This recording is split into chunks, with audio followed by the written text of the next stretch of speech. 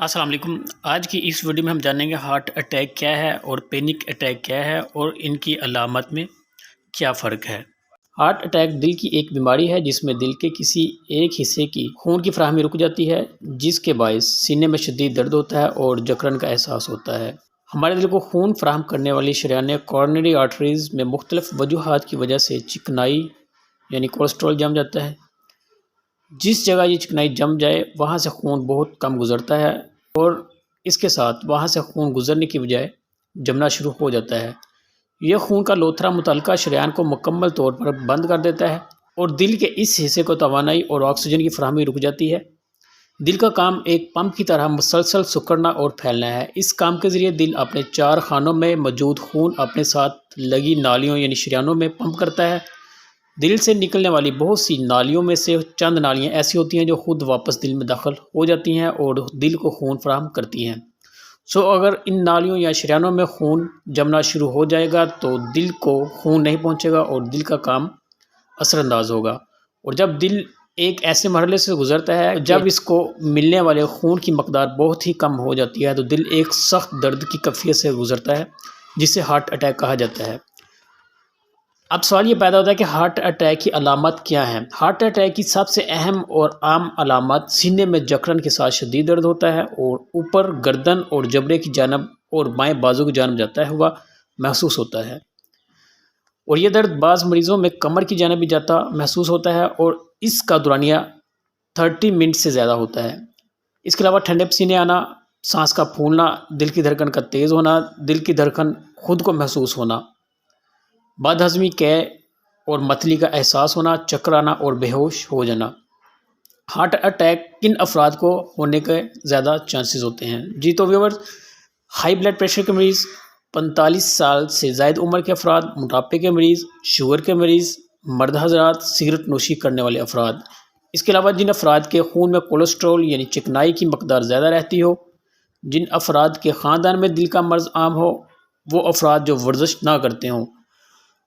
Heart attack کی علامات ظاہر ہو تو ہمیں کیا کرنا چاہیے؟ سب سے پہلے وقت ضائع کیے بغیر مریض کو بالکل سیدھا لٹا دینا چاہیے اور پھر اس کی زبان کے نیچے اینجیسڈ کی ایک گولی رکھ دیں۔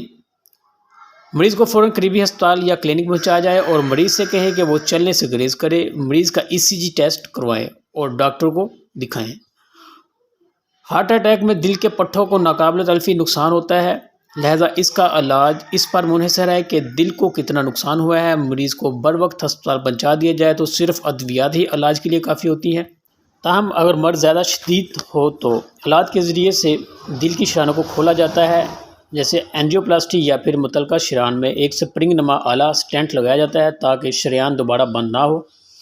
اگر یہ علاج ناکافی ہو تو آپریشن کے ذریعے رکاوٹ کی جگہ سے ہٹ کر خون کی سپلائی کے لیے متبادل راستہ بنایا جاتا ہے۔ اس کے ساتھ ساتھ مریض کو ادویات بھی مستقل طور پر لینا ہوتی ہیں۔ ہارٹ اٹیک اور عام دل کے درد میں کیا فرق ہے؟ عام دل کا درد یعنی انجائنا عام طور پر 30 منٹ سے زیادہ نہیں ہوتا اور آرام کرنے پر کم ہو جاتا ہے، جبکہ ہارٹ اٹیک کا درد آرام کرنے سے کم نہیں ہوتا اور وقت کے ساتھ ساتھ بڑھتا جاتا ہے۔ انجائنا کا درد زیر زبان اینجیسڈ کی گولی رکھنے سے کم ہو جاتا ہے، جبکہ ہارٹ اٹیک کا درد کم نہیں ہوتا، اس کا دورانیہ 30 منٹ سے زیادہ ہوتا ہے۔ اچھا، اب سوال یہ پیدا ہوتا ہے کہ علامات واضح ہوں لیکن ہارٹ اٹیک نہ ہو۔ بعض اوقات شدید ٹینشن، پریشانی، انزائٹی اور بے چینی کے باعث اچانک سینے میں شدید درد ہوتا ہے اور ٹھنڈے پسینے آنے لگتے ہیں۔ یہ نفسیاتی مسئلہ ہے جسے پینک اٹیک کہتے ہیں۔ پینک اٹیک میں مریض کی ECG ایکو دل کی کارکردگی دکھانے والی رپورٹ نارمل ہوتی ہے، جبکہ ہارٹ اٹیک میں ECG خراب واضح ہوتی ہے۔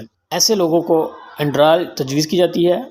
ان کو ہر دوسرے تیسرے دن جعلی دل کی تکلیف ہوتی ہے، روز ایمرجنسی کی طرف دورے لگاتے ہیں لیکن ٹیسٹوں میں کچھ نہیں آتا ہے۔ ایسے کیس سکائٹرسٹ ڈاکٹر ڈیل کرتے ہیں۔ ہارٹ اٹیک اور دل کی بیماری سے بچنے کے اصول: بلڈ پریشر کو ادویات کی مدد سے قابو میں رکھیں، چکنائی اور تلی ہوئی چیزوں سے پرہیز کریں، کھانے میں نمک کا استعمال کم کریں، سگریٹ نوشی اور شراب نوشی نہ کریں، روزانہ ورزش کریں۔